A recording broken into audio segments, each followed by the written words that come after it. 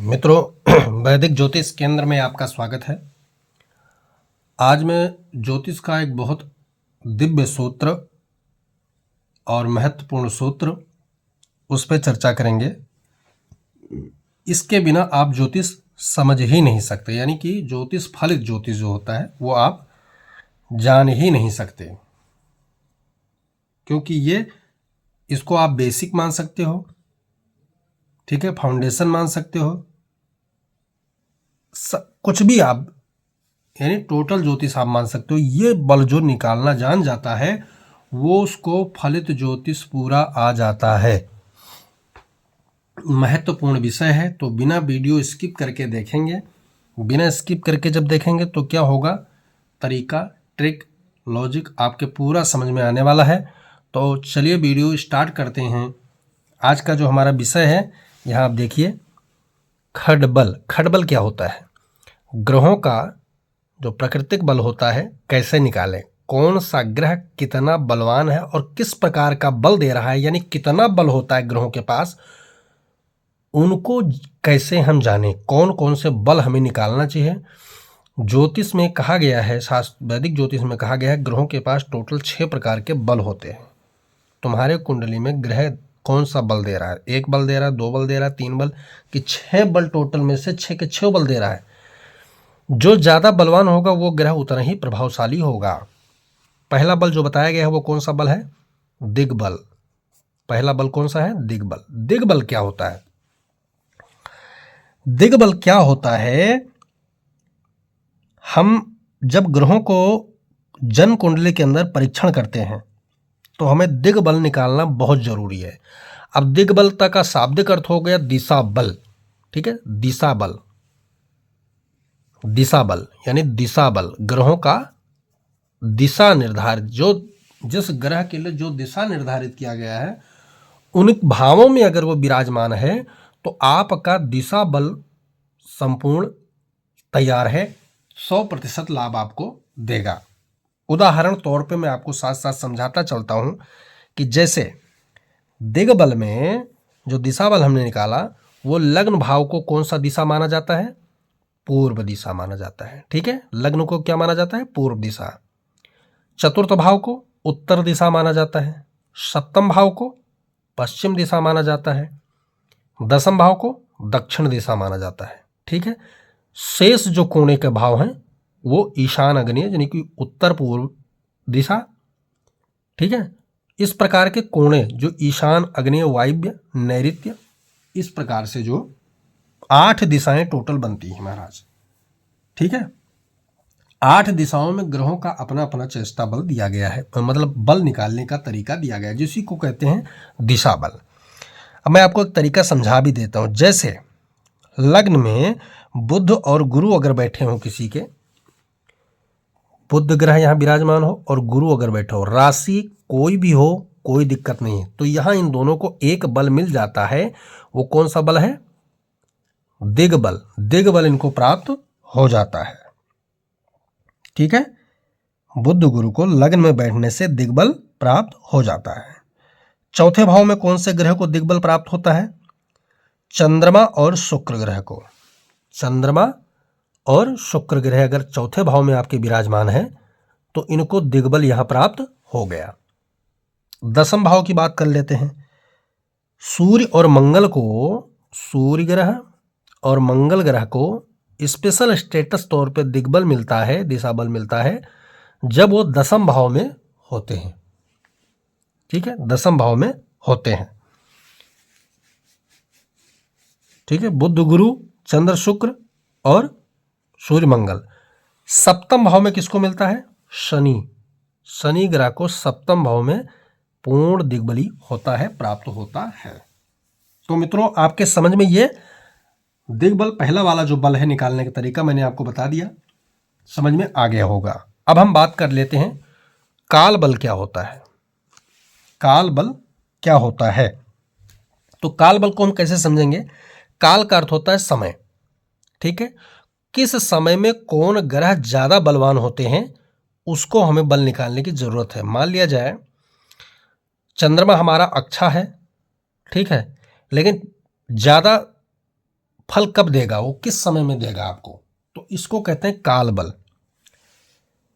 तो काल बल दो भागों में बांटा गया, रात्रि और दिन। यानी कौन से ग्रह दिन के कारक होते हैं, कौन से ग्रह रात्रि में बलवान होते हैं, दिन में और रात्रि में कौन कौन से ग्रह बलवान होते हैं, उनको कालबल कहा गया है। यह भी एक बहुत महत्वपूर्ण सूत्र है ज्योतिष का, बल के तौर पे। तो जो रात्रि में ग्रह कहे गए हैं, पहले दिन को जानिए। दिन वाले ग्रह कौन से होते हैं, सूर्य, बुध, शुक्र और गुरु। ठीक है, सूर्य, बुध, गुरु और शुक्र, ये कौन है, दिन के ग्रह माने जाते हैं। ये दिन में बलवान होते हैं। ठीक है, दिन में क्या होते हैं, बली होते हैं। और रात्रि में बली कौन होता है, चंद्र। ठीक है, रात्रि का जो बली होता है चंद्र, शनि और मंगल, ये रात्रि के जो है बली ग्रह माने जाते हैं मित्रों। ठीक है, रात्रि में बहुत बलवान होते हैं। अब इनका एक तरीका यह है कि जैसे मंगल आपका उच्च का है, ठीक है, या अच्छा मंगल है, पावरफुल मंगल है आपका, तो जो है कब ये बल आपको मतलब फल देगा, तो ये रात्रि में बल ज़्यादा आपको देगा, ऐसा इनका मानक तौर पर दिया जाता है। अब इनका एक तरीके से और है, राशि और भाव। राशियां भी दिन और रात्रि में ली जाती हैं। ठीक है, अगर सूर्य की राशि में ये ग्रह यानी रात्रि वाले ग्रह सूर्य की राशि में विराजमान है, तो वो क्या होगा, उनका प्रभाव बदल जाएगा, वो दिनगत चले जाएंगे। ठीक है, दिनगत चले जाएंगे, लेकिन वहां पर वो क्या है, कंफर्टेबल जोन में नहीं रहेंगे। अर्थात जो प्राकृतिक तौर पर तरीका है कि हमने बल निकालने के लिए क्या देखना होता है कि राशि परिवर्तन होने के कारण अपने राशि में रहेंगे तब तो ये वही आएगा जो एक्यूरेसी इनका बल मैंने निकाल के बताया।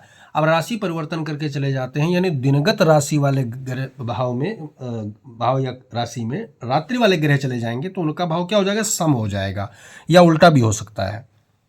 ठीक है ना, तो ये बल निकालने की जरूरत है। तो ये हो गया काल बल। अब हम बात कर लेते हैं नैसर्गिक बल। नैसर्गिक बल क्या होता है, नैसर्गिक बल क्या होता है, ग्रहों का। ठीक है, नैसर्गिक बल एक्चुअल में प्राकृतिक तौर पे कहा गया है कि कौन सा जो ग्रह होता है वो नैसर्गिक बल में पूर्ण वो होता है। तो उसको मैं दो तरीके से समझाऊंगा। पहला ये कि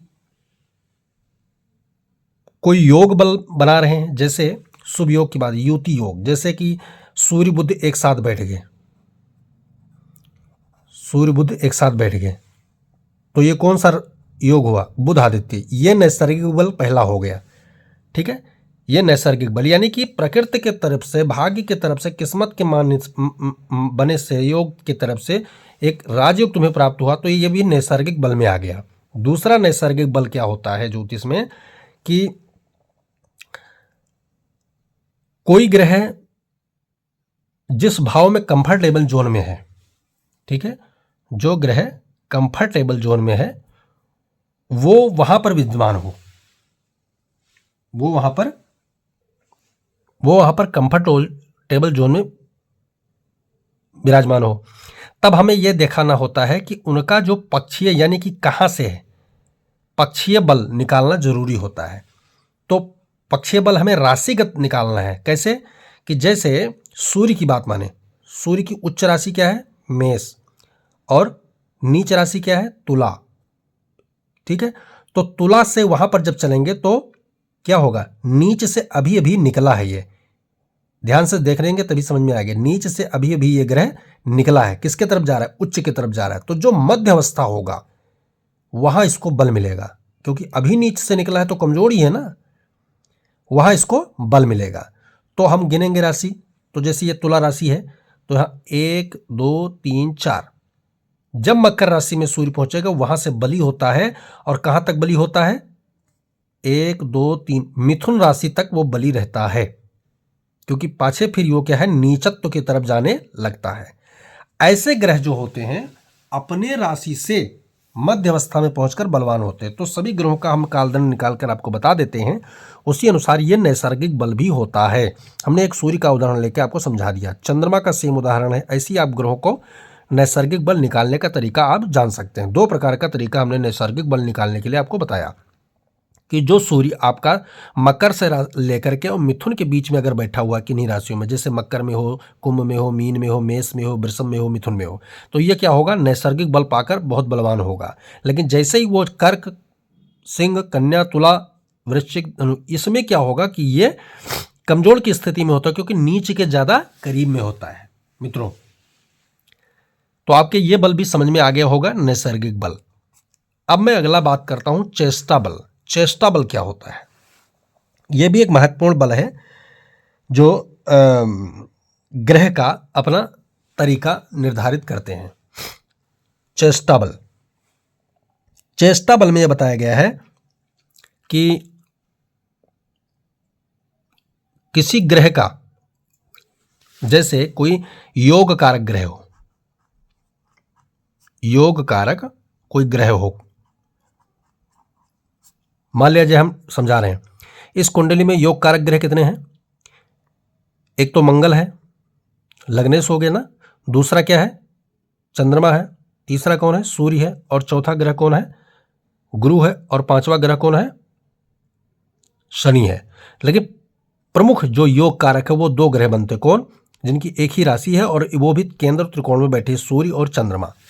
सूर्य और चंद्रमा के साथ में, ध्यान से देखना है, सूर्य और चंद्रमा के साथ में, ठीक है, सूर्य चंद्रमा के साथ में लग्न से लेकर सप्तम भाव में, लग्न से लेकर सप्तम भाव में इधर साइड में, ठीक है, इधर साइड में, पूर्वार्ध साइड में, पहले साइड में ज्यादा से ज्यादा ग्रह विराजमान होगा, तो वो क्या होगा, ग्रहों के पास चेष्टा बल होता है।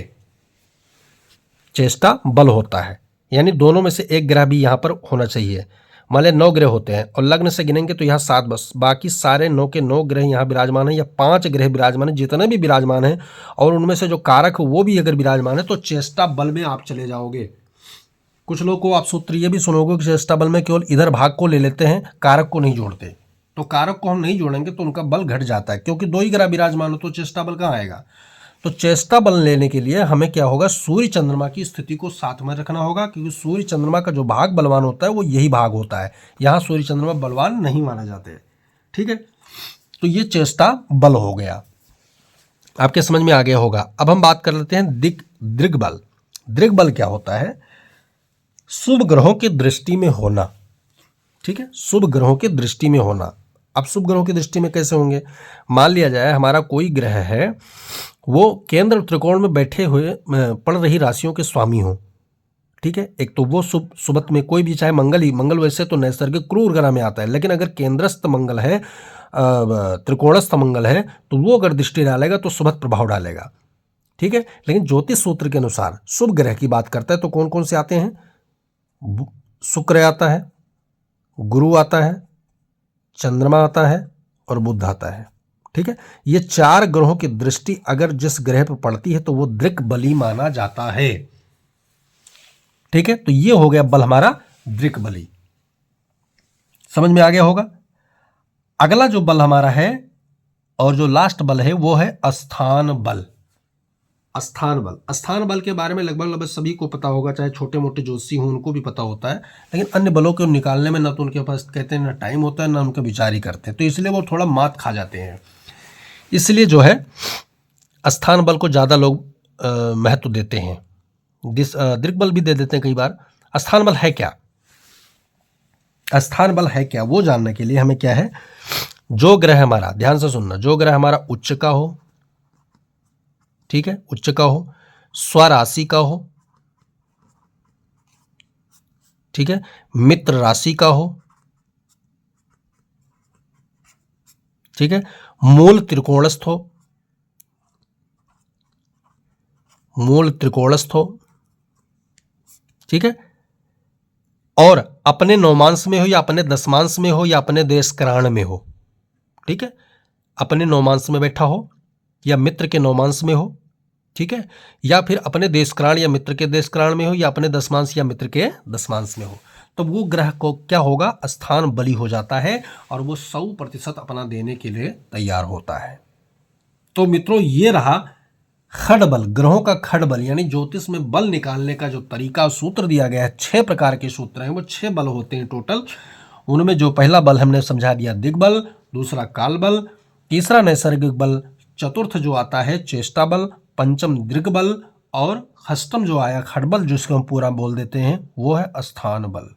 तो ये खडबल निकालना जिसको आ जाता है फलित ज्योतिष में वो खिलाड़ी बन जाएगा। बहुत सरल तरीका उसको लगेगा, खडबल निकालने की चुटकियों का काम हो जाएगा। तो वीडियो पसंद आए तो लाइक कीजिए, शेयर कीजिए, सब्सक्राइब कीजिए और साथ में बेल आइकन का बटन जरूर दबाएं ताकि ऐसे ही नया लेटेस्ट वीडियो आप तक पहुंचता रहे। मित्रों, जय सिया राम।